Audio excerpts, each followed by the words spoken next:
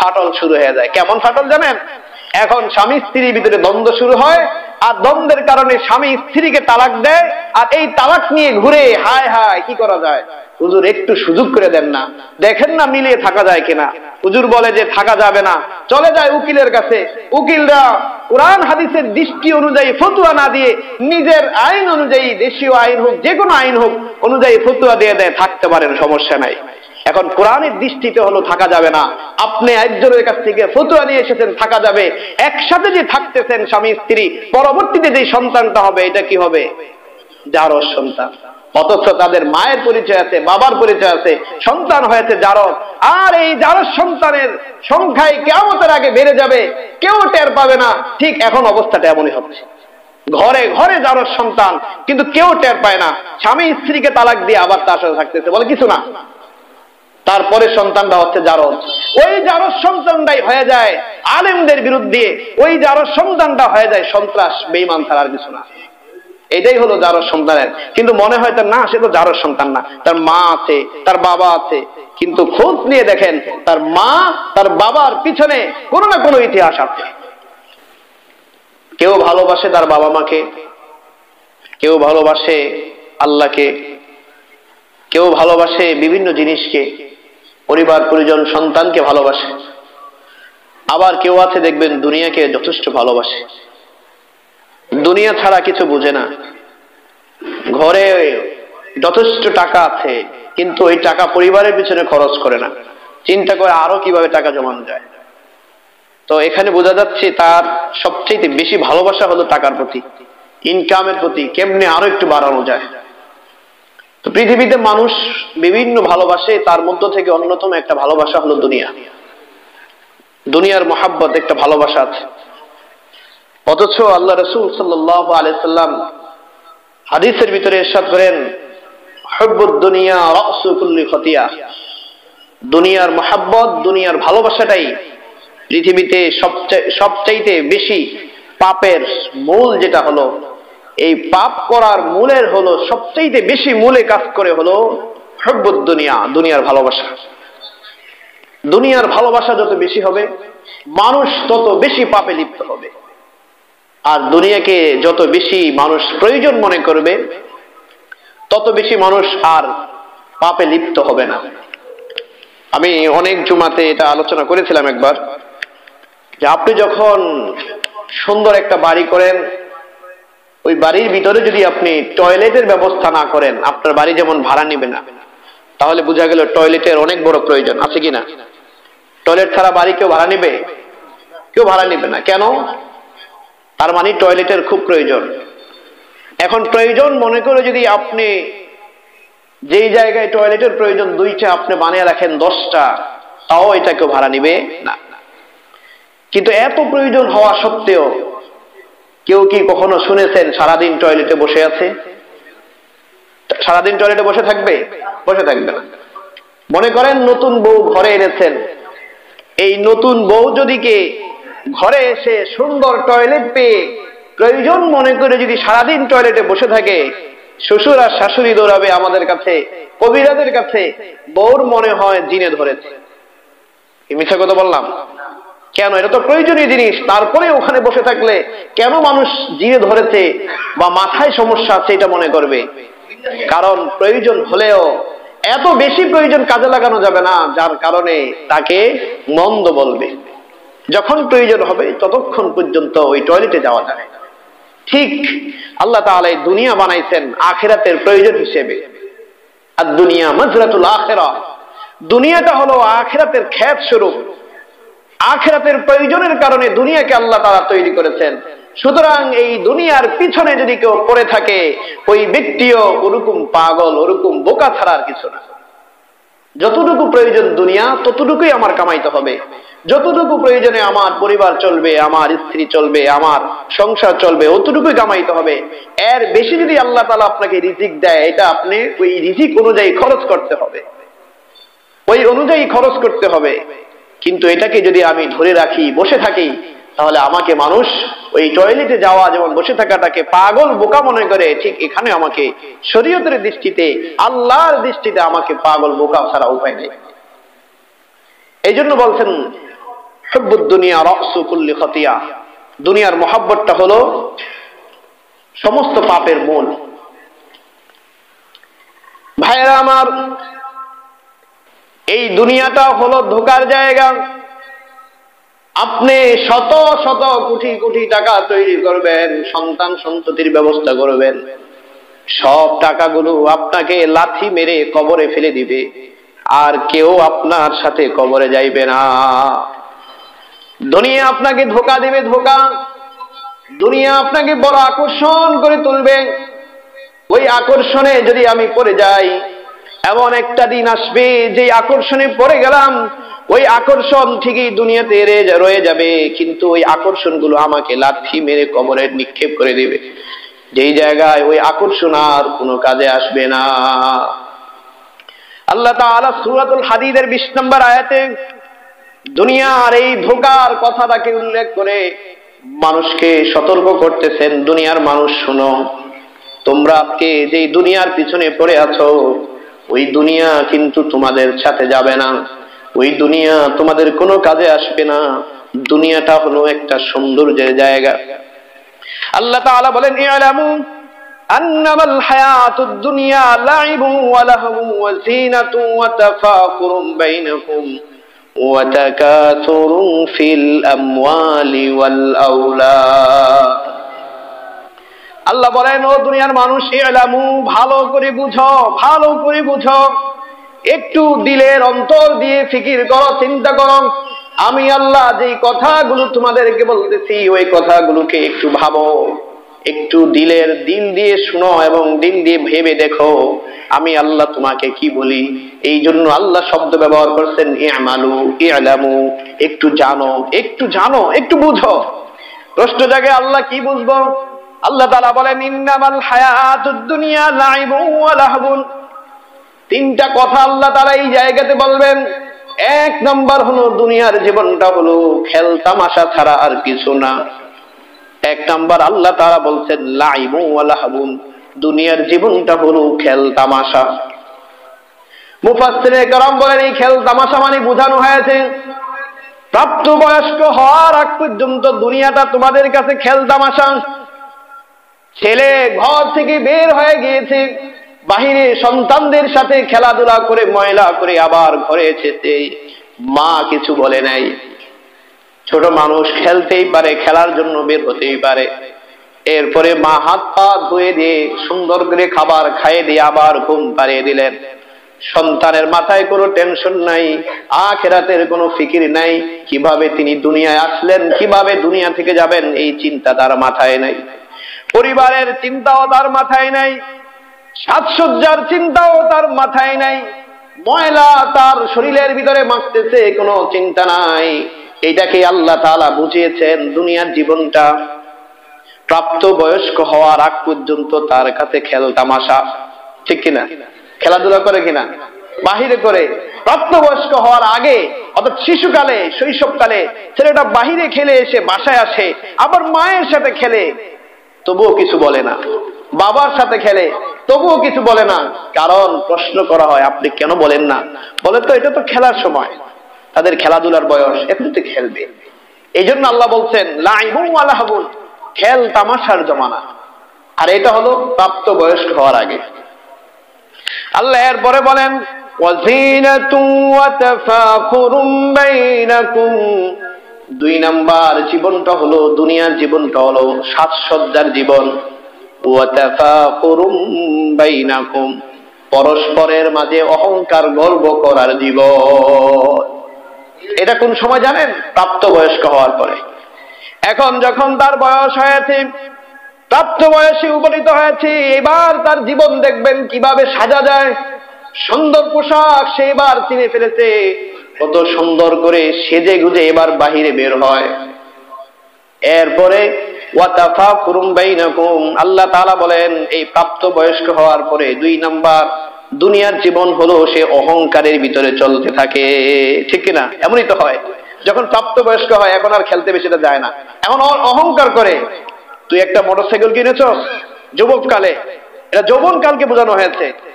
তুমি 50,000 টাকা কিনেছো, আমি 1 লাখ টাকা কিনবো। এবার বাড়িতে গিয়ে মাকে বাবাকে যেভাবেই হোক তার বন্ধুদের কাছে আমার গর্বটা রাখতে হবে। এই জন্য 1 লাখ টাকা দিয়ে মোটরসাইকেল কিনে, আরেকজন 1 লাখ কিনেছে তো বলে আমার বাবার কি কম টাকা আছে, পরস্পরের ভিতরে অহংকার গর্ব চলে আসে, আমি 2 লাখ টাকার মোটরসাইকেল কিনবো। এইভাবে সাজসজ্জার ক্ষেত্রেও কত ধরনের সাজসজ্জা করে, কিন্তু একটা বারো মানুষ ভাবে নাই, যৌবনকালের যুবকরা ভাবে নাই আমার মতো কত যুবক অ্যাক্সিডেন্ট হয়ে মারা গিয়ে কবরে চলে গিয়েছে, আমার মতো কত যুবক সাজসজ্জাপূর্ণ ছিল, আজকে সে নাই।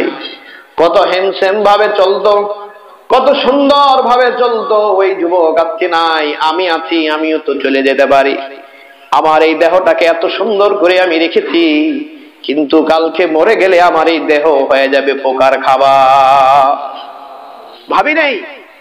আল্লাহ বলেন এই দুনিয়া 2 নাম্বার হলো জিনাতুন ওয়া তাফাখুরুম বাইনাকুম, এটা হলো সৌন্দর্যের জায়গা, যুবকদের জন্য এটা বড় অহংকারের জায়গা। এই হলো দুনিয়া।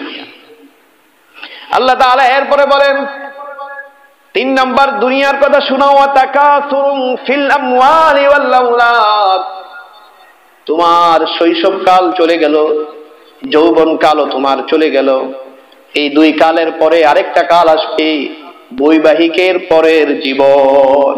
ঠিক কিনা? বিয়ের আগে টাকা কামাই করে না, কয় খাইবো কে? কিন্তু যেদিন বিয়ে করে ফেলে, এখন যখন মাথায় বোঝা চলে আসছে, এখন তার চিন্তা হয়ে যায় আরেক চিন্তা, এখন আর সাজসজ্জা হয় না। আসলেই বাস্তব, আমরা ছাত্র জীবনে যেভাবে চলেছি এখন আর ওই চিন্তা আসে না মাথায়। এখন মন চায় না যে আরেকটু সুন্দর করে চলি, এখন চলে কিভাবে সংসারটাকে চালানো যায়, কিভাবে সন্তানের হাসি ফুটানো যায়, স্ত্রীর পরিবারের হাসি ফুটানো যায়, এখন চিন্তা হলো আরেকটা। এটাই আল্লাহ তাআলা বুঝিয়েছেন 3 নাম্বার হলো, 3 নাম্বারের জীবন হলো ওয়া তাকাসুরুম ফিল আমওয়ালি ওয়াল আওলাদ, বিবাহের পরের জীবন। এই বিবাহের পরের জীবনে এসে মানুষ কি করে? সম্পদ এবং সন্তান আদির পিছনে প্রতিযোগিতা করেন। কিভাবে আমার সন্তানকে তোমার চাইতে বেশি খুশি করা যায়, প্রতিযোগিতায় নেমে যায়। কিভাবে অন্যের তুলনায় আমি সম্পত্তি বেশি কামাইতে পারি, এই জীবনে চলে যায়। আল্লাহ বলেন মানুষের জীবনটা এইভাবে চাকচিক্যতার সাথে এক এক করে জীবনটা চলতে থাকে। প্রাপ্তবয়স্ক হওয়ার আগে থাকে এক যুগ, প্রাপ্তবয়স্ক হওয়ার পরে থাকে একরকম, আবার বিবাহের পরের জীবনটা হয় আরেক রকম। তখন আর সাজসজ্জা সৌন্দর্য বেশি থাকে না, তখন মনোযোগটা হয় মানুষের সম্পত্তি কামানোর ভিতরে প্রতিযোগিতা। ঠিক কিনা? বাস্তব কিনা? আল্লাহ এইভাবে বলে দিয়েছেন, 3টা কারণ বলে দিয়েছে। আল্লাহ বলে ও দুনিয়ার মানুষ, এই দিন অবস্থার পরে তোমার ঠিকানা হবে দুনিয়ার ধোঁকা ছাড়া আর কোনো উপায় নাই। তুমি চাকচিক্য করেছো, সৌন্দর্য দেখেছো, এই 3 অবস্থার পরে দুনিয়া তোমাকে লাথি মেরে কবরে পাঠিয়ে দিবে। আল্লাহ নিজে একটা উদাহরণ দেন। এই 3টা কথার বলার পরে আল্লাহ বলেন শোনো, এই 3টার একটা উদাহরণ শুনবা। আল্লাহ নিজে বলেন, উদাহরণটা হলো কামাসালি গায়সিন, এটা হলো একটা বৃষ্টির মতো। বৃষ্টি যতক্ষণ থাকে, বৃষ্টির পানি যতক্ষণ থাকে, ততক্ষণ দেখবেন ফসল খুব তরুতাজা থাকে। বৃষ্টি যখন বন্ধ হয়ে যায় তখন সব আবার নষ্ট হতে শুরু করে। বৃষ্টি নাই, দেখবেন অনাবৃষ্টি হয়ে যায়। এখন দেখবেন শাকসবজি লাগাইছেন, এগুলো আস্তে আস্তে নষ্ট হতে থাকে, লাল হয়ে যেতে থাকে। সে পানি শূন্য হয়ে যাচ্ছে, লাল হতে থাকে, একটা পর্যায়ে পুড়ে যায়, নষ্ট হয়ে যায়, ধ্বংস হয়ে যায়। কিন্তু যেদিন বৃষ্টি হয়েছে, যে 1 মাস বৃষ্টির পানি ছিল, ওই ফসলগুলো যেমন উৎপন্ন হয়েছে, সবুজ শ্যামল ভালোভাবে হয়েছে, এটাকে দেখে যেমন কৃষক বড় খুশি হয়ে থাকে, আশ্চর্য হয়ে থাকে। এই আশ্চর্য কি তার স্থায়ী থাকে না অস্থায়ী? অস্থায়ী ভাবে থাকে। যতদিন এই বৃষ্টির পানি থাকে ততদিন সে খুশি থাকে। কিন্তু বৃষ্টির পানি যদি বন্ধ হয়ে যায়, আবার যদি নষ্ট হয়ে যায়, তখন তার আর খুশি থাকে না। তখন সে আফসোস করতে থাকে, আহারে আগের অবস্থাটা কত সুন্দর ছিল, এখন কেন নষ্ট হয়ে গেল। আল্লাহ তাআলা বলেন দুনিয়ার জীবনটা হলো কামাসালি গায়সিন, বৃষ্টির মতো। দুনিয়ার জীবনে যতদিন তোমার হায়াত আছে ততদিন তোমার কাছে বড় চাকচিক্য লাগবে। যেদিন তোমার রূহটা চলে যাবে, আর সেই আল্লাহর দরবারে যখন রূহটা চলে যাবে, ওই রূহটা চলে যাওয়ার পরে দুনিয়ার ভিতরে যখন তোমার বডিটা পড়ে থাকবে, লাশ হয়ে পড়ে থাকবে, ওই দিন তুমি তাকিয়ে দেখবে দুনিয়ার কিছু আর তোমার সাথে নাই। যেই সন্তানের জন্য তুমি হারাম উপভোগ করেছ, যেই সন্তানের জন্য তুমি জুলুম করেছ, অন্যের প্রতি অন্যায় করেছ, ওই সন্তানও তোমাকে আর কেউ ঘরে রাখবে না।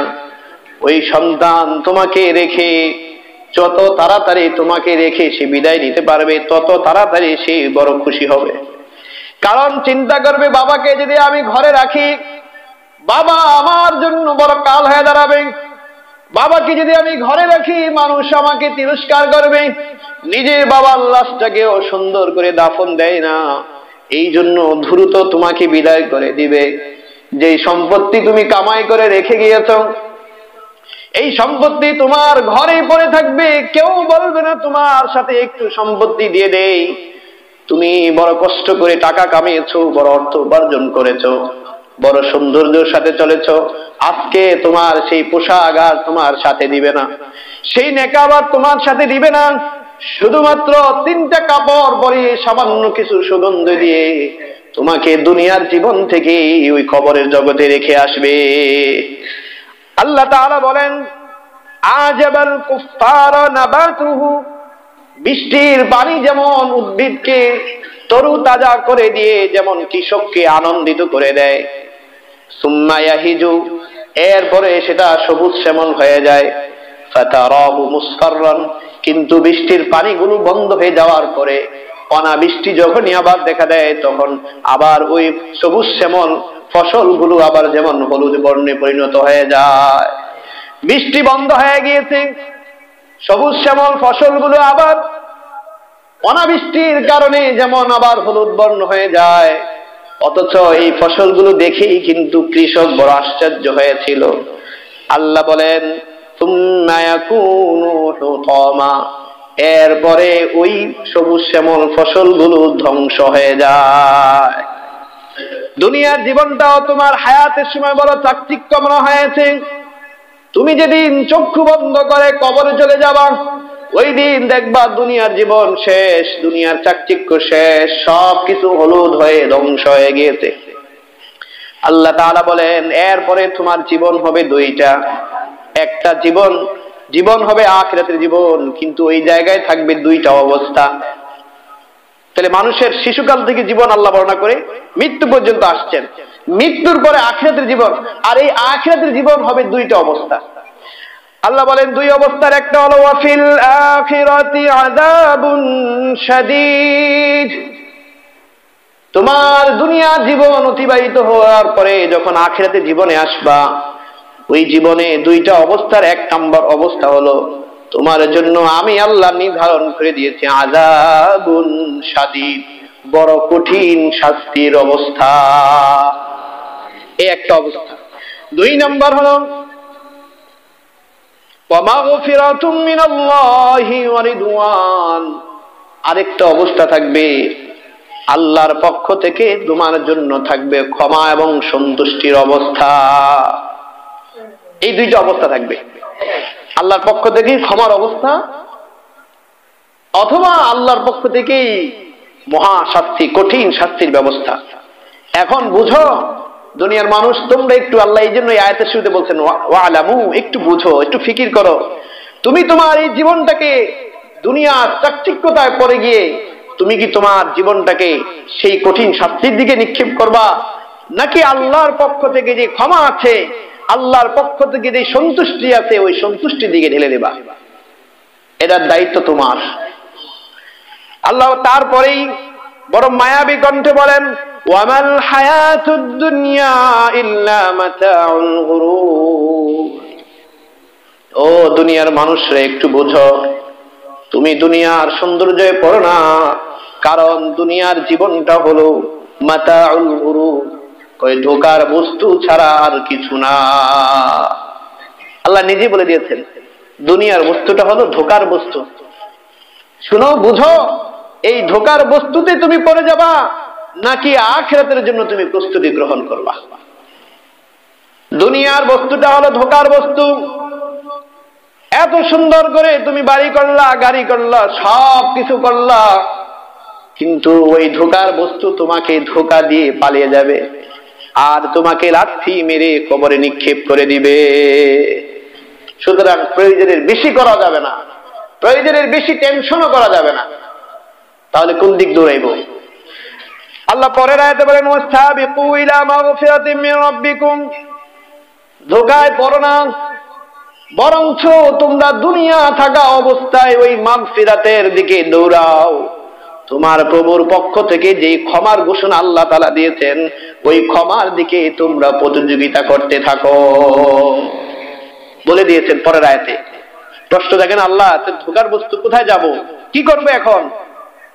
আল্লাহ বলে, সাবিকু ইলা মাগফিরাতিম মির রাব্বিকুম, তোমাদের প্রভুর পক্ষ থেকে যে ক্ষমার ঘোষণা আল্লাহ তাআলা দিয়েছেন ওই দিকে প্রতিযোগিতা করো। কোন দিক গেলে আল্লাহ তাআলা ক্ষমা করবেন, কোন আমলটা করলে আল্লাহ তাআলা মাফ করে দিবেন, ওই দিকে দৌড়াইতে থাকো, ওই দিকে প্রতিযোগিতা করো। ওয়া জান্নাতিন, আর জান্নাতের দিকে প্রতিযোগিতা করো। তোমার অমুক ভাই প্রতিদিন 4 রাকাত নফল পড়ে, আমার প্রতিযোগিতা হবে। আরে আমিও তো মুসলমান, সেও তো মুসলমান, সে আমার আগে জান্নাতে চলে যাবে। না না, সেও জান্নাতে যাবে, কিন্তু তার আগে আমি জান্নাতে যাব। কই সে 4 রাকাত পড়ে, আমি 6 রাকাত পড়ব। প্রতিদিন 6 রাকাত প্রতিযোগিতা। আবার তাকে হঠাৎ করে শুনে অমুকে তাহাজ্জুদ পড়ে, আমি পড়তে পারি নাই, তখন আবার প্রতিযোগিতা হবে। আরে সেও মুসলমান, সে তাহাজ্জুদ পড়ে দুনিয়ায় মর্যাদা পায়, আখিরাতে সে জান্নাত কামাই করতেছে, আমি তো শুধু দুনিয়ার পিছনে দৌড়াইতেছি, দুনিয়ার পিছনে দৌড়াইতেছি। আল্লাহর জন্য একটু শেষ রাত্রে আমিও উঠব। প্রতিযোগিতা। এইভাবে আল্লাহ তাআলা বলেন, তোমরা আল্লাহর পক্ষ থেকে ক্ষমা এবং জান্নাতের দিকে দৌড়াও। জান্নাত কি? আল্লাহ তাআলা বলেন, আরদুহা কারদিস সামাই ওয়াল আরদ, ওই জান্নাতের দিকে দৌড়াও যে জান্নাতের প্রশস্ততা হবে আসমান জমিনের প্রশস্ততার মতো। এখন যদি আমেরিকা যেতে হয়, আইরে কত সমস্যা, কি করতে হবে?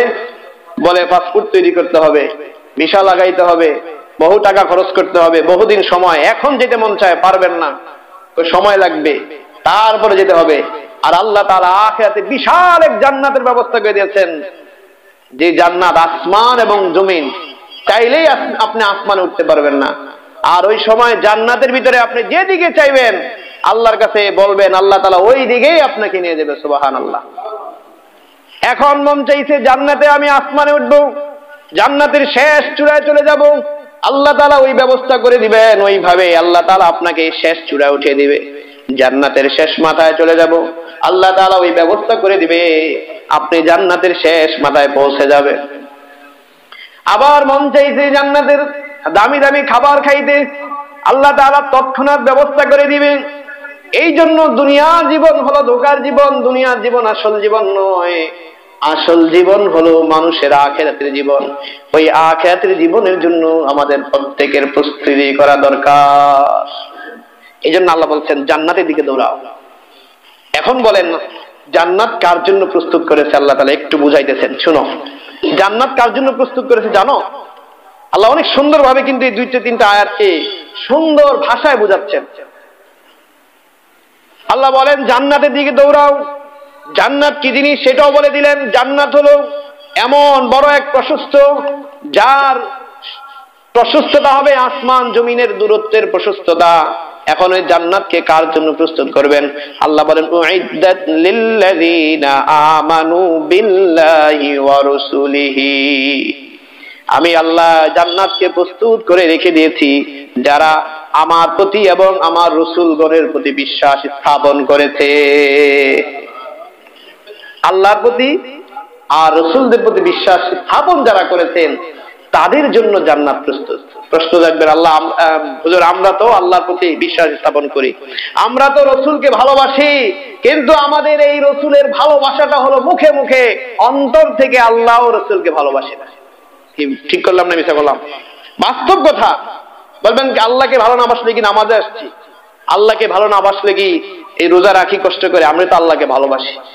কিন্তু ভাইয়েরা আমার, আল্লাহর ভালোবাসা মানে শুধু নামাজ রোজা নয়। আল্লাহকে ভালোবাসতে হবে, বিশ্বাস করতে হবে এমন ভাবে দুনিয়ার কোন মানুষ আমাকে পছন্দ না করুক, যদি আল্লাহ আমাকে পছন্দ করে ওই কাজটা আমি করবই করব যেই কাজটাতে আমার আল্লাহ আমাকে পছন্দ করে। দুনিয়ার মানুষ আমাকে পছন্দ না করলেও আল্লাহর জন্য আমি ওই কাজটা করতে রাজি। আবার দুনিয়ার মানুষ আমাকে যতই পছন্দ করুক, আল্লাহ তাআলা ওই জিনিসটা অপছন্দ করেছে। আমি দুনিয়ার মানুষকে পছন্দ করি না, আল্লাহ যখনই নিষেধ করে দিয়েছে আমার জন্য ওই কাজটা করা আর শোভনীয় হবে না, সুন্দর হবে না। কারণ যেই জায়গায় আল্লাহ নিষেধ করেছেন দুনিয়ার সব মানুষ খুশি থাকলেও আমি ওই কাজটা করতে পারবো না। কয়জন আছেন? বিশাল আয়োজন করেছে, বিয়ের প্রতিযোগিতা শুরু করেছে, পাশের বাড়ির মেয়ের আয়োজন করেছে আমার সাথে রাগ, এই জন্য আমাকে দাওয়াত দেয় না। তো সে আয়োজন করেছে 2 লাখ টাকা খরচ করে, 100 মানুষ খাওয়াইছে, 500 মানুষ খাওয়াইছে। দাঁড়াও, আমার কি টাকার কম আছে? আমি প্রতিযোগিতা করব। কি করব? আমি 4 লাখ টাকা খরচ করব, 2000 মানুষ খাওয়াবো, বিশাল আয়োজন। তাকে দাওয়াত দেয় না। এইভাবে বিশাল আয়োজন করেছেন। এই যে একটা প্রতিযোগিতা, পরে যখন প্রশ্ন করা হয় আপনার এই আয়োজনে অনেক টাকা খরচ করলেন, খুশি তো সবাই? বলে হ্যাঁ সবাই খুশি, বিশাল আয়োজন করেছি, সবাই খুশি। প্রশ্ন করে কে কে খুশি হয়েছে? আত্মীয় স্বজনরা খুশি, কোনো বিনিময় নেই নাই, আমি এমনিতেই খাওয়াইছি, এই জন্য আত্মীয় স্বজনরা খুশি। মেয়ের বান্ধবীরা, ছেলের বান্ধবীরা, বন্ধুরা খুশি। কয় কেন? বড় আয়োজন করেছি, ট্যাক্সির ব্যবস্থা করেছি, নাচ গানের ব্যবস্থা করেছি, মেয়েও খুশি, মেয়ের আত্মীয় স্বজনরাও খুশি, মেয়ের বান্ধবীরাও খুশি, বিশাল গায়ে হলুদের ব্যবস্থা করেছি, সবাই খুশি। প্রশ্ন করা হয় আপনি যাদেরকে খুশি করেছেন একজন তো বেজার। বলে কে বেজার হয়েছে? আল্লাহ তাআলা বেজার। এখন ধমকিয়ে থেমে গেল। বলে আপনি দুনিয়ার সবাইকে খুশি করতে পারেন, আপনি হাজী সাহেব হতে পারেন, নামাজ পড়তে পারেন, কপালে দাগ ফেলে দিতে পারেন, দুনিয়ার সব খুশি করলেন, আল্লাহকে খুশি করলেন না। দুনিয়ার সব খুশি করলেন, রাসূলকে খুশি করলেন না। আল্লাহ তাআলা যেইভাবে বিয়ের কথা বলেছে ওইভাবে বিয়ে করার নাই, রাসূল যেইভাবে পদ্ধতি শিখিয়ে দিয়েছেন ওইভাবে করার নাই। ফলে আল্লাহও নারাজ, রাসূলও নারাজ। আবার আপনি নামাজ পড়ে ভাবেন আমি মুসলমান। এই হলো আমাদের মুসলমানের অবস্থা। খুশি করলাম দুনিয়ার সব, কেউ নারাজ না, সবাই খুশি, কিন্তু আসল যারা তারাই নারাজ। একবারও ভাবি নাই আমার এই বিয়ে টিকানোর জন্য, আমার এই অনুষ্ঠানের এই সম্পর্ক টিকানোর জন্য কোনো আত্মীয় স্বজন আসবে না? আসবে? আমার এই বিয়ে কোনো আত্মীয় স্বজন টিকিয়ে রাখবে না, আমার এই বিয়ে কোনো বন্ধু বান্ধবরা টিকাবে না। কিন্তু যিনি টিকাবেন, যিনি এই বন্ধনকে ঠিক রাখবেন, তাকে আমরা নারাজ করে দিয়েছি। ওই আল্লাহকে নারাজ করে দিয়েছি, ওই রাসূলকে নারাজ করে দিয়েছি, বিশাল আয়োজন করে দিয়েছি।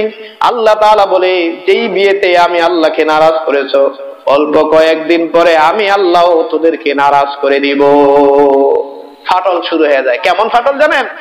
এখন স্বামী স্ত্রীর ভিতরে দ্বন্দ্ব শুরু হয়, আর দ্বন্দ্বের কারণে স্বামী স্ত্রীকে তালাক দেয়, আর এই তালাক নিয়ে ঘুরে হায় হায় কি করা যায়, হুজুর একটু সুযোগ করে দেন না, দেখেন না মিলিয়ে থাকা যায় কিনা। হুজুর বলে যে থাকা যাবে না, চলে যায় উকিলের কাছে। উকিলরা কোরআন হাদিসের দৃষ্টি অনুযায়ী ফতোয়া না দিয়ে নিজের আইন অনুযায়ী, দেশীয় আইন হোক যে কোনো আইন হোক অনুযায়ী ফতোয়া দিয়ে দেয়, থাকতে পারেন, সমস্যা নাই। এখন কোরআনের দৃষ্টিতে হলো থাকা যাবে না, আপনি একজনের কাছ থেকে ফতোয়া নিয়ে এসেছেন থাকা যাবে। একসাথে যে থাকতেছেন স্বামী স্ত্রী, পরবর্তীতে যে সন্তানটা হবে এটা কি হবে? জারজ সন্তান। অথচ তাদের মায়ের পরিচয় আছে, বাবার পরিচয় আছে, সন্তান হয়েছে জারজ। আর এই জারজ সন্তানের সংখ্যায় কিয়ামতের আগে বেড়ে যাবে, কেউ টের পাবে না। ঠিক এখন অবস্থাটা এমনই হচ্ছে, ঘরে ঘরে জারজ সন্তান, কিন্তু কেউ টের পায় না। স্বামী স্ত্রীকে তালাক দিয়ে আবার তার সাথে থাকতেছে, বলে কিছু না।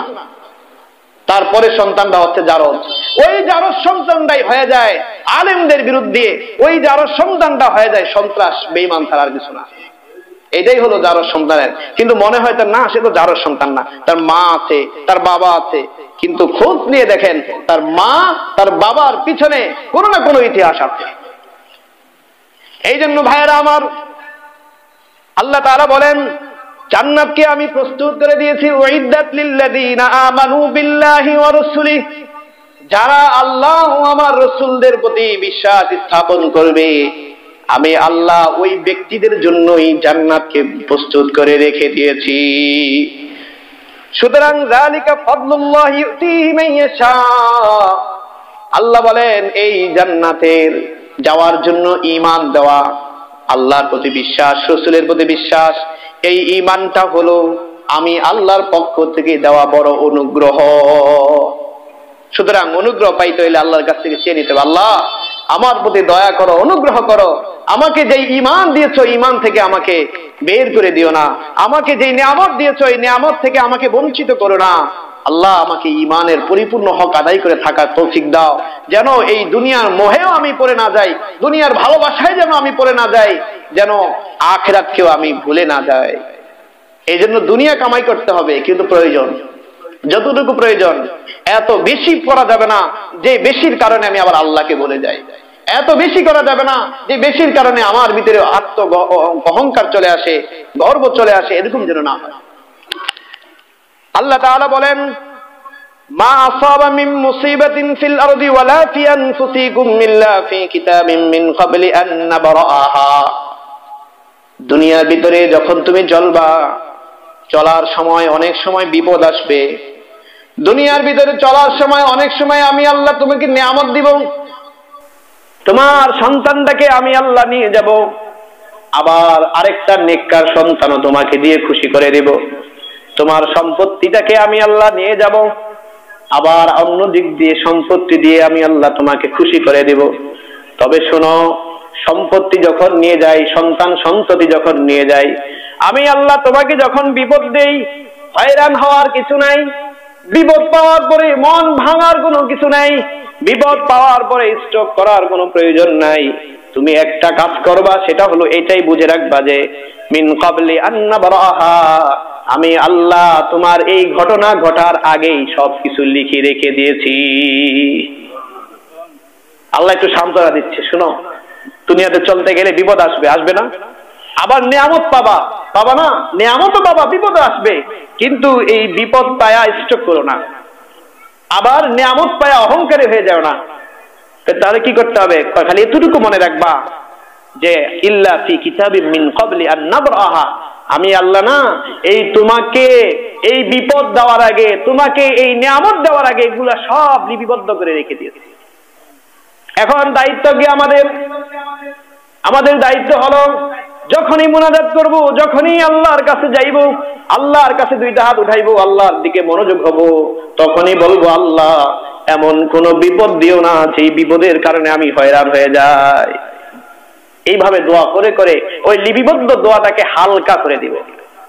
আল্লাহ আপনার তকদিরে রেখে দিয়েছেন বিপদ, কিন্তু বিপদটাকে হালকা করে দিবেন আপনার দোয়ার কারণে।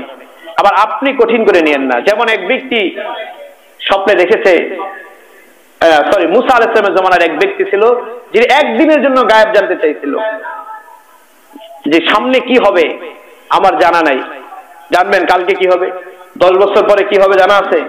এই মহল্লার কথাই বলে, আমি আমার বোন আগে এই বাসা ভাড়া থাকতো, ছোটবেলায় এখান দিয়ে অনেক হাঁটাচলা করছি, যখন এই বিল্ডিং ছিল না, কিন্তু কল্পনা করছি যে এই মসজিদে, এখানে মসজিদ হবে, এখানে থাকবো, এখানে আমি থাকবো, কল্পনা করি নেই। তো এই যে একটা অবস্থা, ভবিষ্যতে কি হবে কেউ জানে না।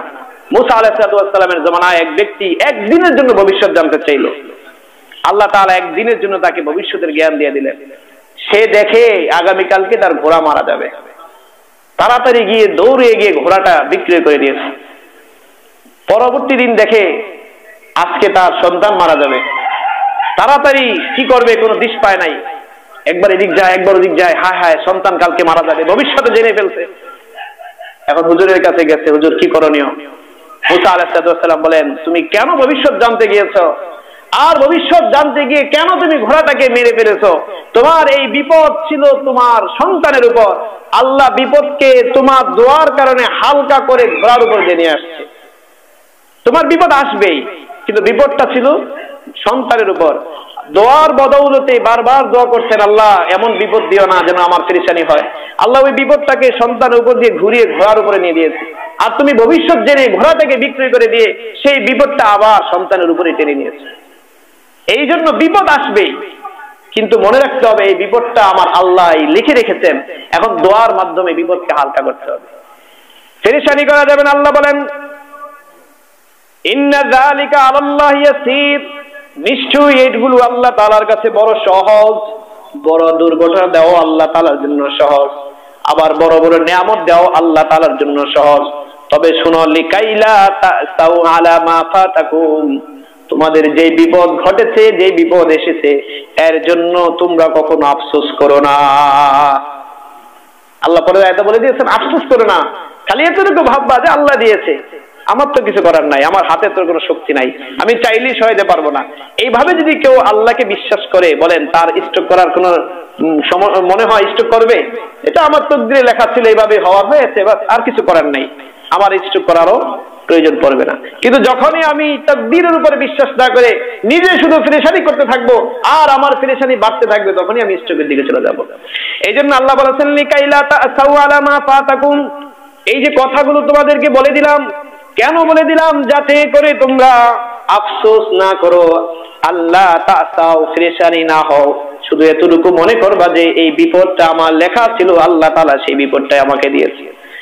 আর ওয়ালা তাফরাহু বিমা আতাকুম, আবার যদি নিয়ামত দেয়, ওই নিয়ামতের কথাটাও বলে দিলাম এই জন্য যেন তোমরা অহংকারী না হয়ে যাও। কারুনের মতো যেন অহংকারী না হয়ে যাও। আমার মেধা দিয়ে আমি কামাই করেছি, আমার টাকা দিয়ে আমি বাড়ি করেছি, আমার শ্রম দিয়ে, চাকরির পয়সা দিয়ে আমি গাড়ি কিনেছি, আমার গাড়িতে কে দেখার আছে, আমাকে কে কি বলার আছে?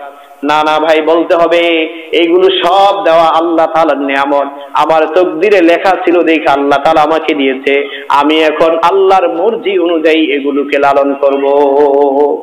ঠিক কিনা? আল্লাহ আমার তকদিরে রেখেছেন, আমাকে সম্পত্তি দিয়েছেন, এখন এই সম্পত্তি আমি আল্লাহর মর্জি, আল্লাহর নিয়ম অনুযায়ী খরচ করব, আল্লাহর নিয়ম অনুযায়ী চালাইবো, অহংকারী করব না, গর্ব করব না। আমি যদি অসুস্থ থাকতাম, মায়ের গর্ভ থেকে যদি আমার চক্ষু অন্ধ করে দিত, আমার জন্য সম্ভব ছিল না এত বড় চাকরি করার। আমাকে যদি আল্লাহ তাআলা জ্ঞান না দিত, তাহলে আমার পক্ষে সম্ভব হইতো না এত বড় চাকরি করার। আমাকে যদি আল্লাহ তাআলা সুস্থ না রাখতেন, আমার জন্য সম্ভব হইতো না এত সম্পত্তি অর্জন করার। ঠিক কিনা? আল্লাহ তাআলা আমাকে সুস্থ দিয়েছেন, আমাকে জ্ঞান দিয়েছেন, ওই সম্পত্তি দিয়ে, জ্ঞান দিয়ে আমি, ওই জ্ঞান দিয়ে আমি সম্পত্তি অর্জন করেছি, কিন্তু দেওয়ার মালিককে, আমার নিয়ামত যা দিয়েছেন এর উপরে অহংকার করার কিছু নাই। আমি সর্বদাই আল্লাহ তাআলার শুকরিয়া আদায় করব। সুতরাং আল্লাহু লা ইউহিব্বু কুল্লা মুখতালিন ফখুর, আল্লাহ বলেন আল্লাহ তাআলা অহংকারীদেরকে কখনো পছন্দ করেন না, ভালোবাসেন না। এই জন্য বেশি পায়াও অহংকার করা যাবে না, অহংকারীদেরকে ভালোবাসেন না। আবার এরপরে বলছেন আল্লাযীনা ইয়াবখুলুনা, জানো অহংকার কারা করে জানো? আল্লাযীনা ইয়াবখুলুনা ওয়া ইয়া'মুরুনা আন-নাসা বিল বুখলি, যারা সম্পত্তি পাওয়ার পরে বখিলামি করে, আবার ওয়া'মুরুনা আন-নাসা বিল বুখলি, আরেকজনকে বখিলামির আদেশ করে, এরাই হলো অহংকারী। বুঝেন নাই? আসছে একজন গরিব মানুষ, তার কিছু দিবেন, বাস্তবিক গরিব, এমন অহংকারী, এমন ভাব লিখে যাও আমার দরজা থেকে সরো, এক অহংকারী ভাব। আল্লাহ বলছেন যারা অহংকারী তারাই প্রকৃতপক্ষে আল্লাযীনা ইয়াবখুলুন, তারা বখিলামি করে। আর কারা অহংকারী জানো? যারা বখিলামির আদেশ করে। আপনার পাশের ভাই মসজিদের মনে করেন 10 টাকা দিচ্ছে বা 10,000 টাকা দিচ্ছে, এখন ওনার সাথে মসজিদের সাথে সম্পর্ক ভালো না, এখন নাম লেখাইছে 10,000, কাদর এই মসজিদ দেওয়া যাবে না। এই যে আদেশটা আপনি তাকে না দেওয়ার করলেন, বখিলামির আদেশ করলেন, আপনি অহংকারী। সে দিচ্ছে, আপনি কেন বাধা দিচ্ছেন? আপনার তো উচিত ছিল তাকে আরো উৎসাহ দিয়ে দেওয়া। আপনি বাধা দেওয়া মানে হলো আল্লাহর ভাষায়, কোরআনের ভাষায় ইয়া'মুরুনা আন-নাসা বিল বুখলি, আপনি বখিলামির আদেশ করছেন, আপনি অহংকারী। কারণ অহংকারী পরিচয় দিয়ে আল্লাহ তাআলা দুইটা বলেছেন। আল্লাহ তাআলা আমাদেরকে এই যা কথাগুলো শুনলাম, প্রত্যেকেই দুনিয়ার মহব্বতকে ছেড়ে যতটুকু প্রয়োজন ততটুকু রেখে আখিরাতের দিকে যেন ধাবিত হতে পারি এবং আল্লাহর নিয়ামতকে যেন স্বীকার করতে পারি, আখিরাতে যেন জান্নাত কামাই করতে পারি, সেই তৌফিক দান করুক। ওয়া মা আলাইনা ইল্লাল বালাগ, যারা শুনুন আদায় করেন শুনুন।